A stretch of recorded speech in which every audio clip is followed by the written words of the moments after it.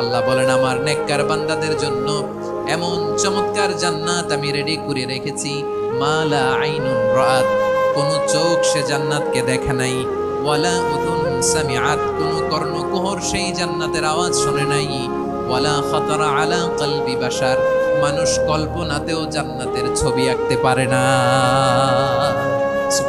কল্পনাতেও ছবি আঁকতে পারে না।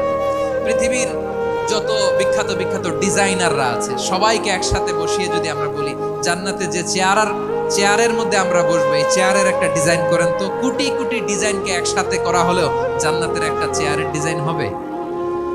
প্রিয় সিলেট, আওয়াজ করে বলো, জান্নাতের একটা চেয়ারের ডিজাইন তারা করতে পারবে না। কেমন জান্নাতে আমরা যাব?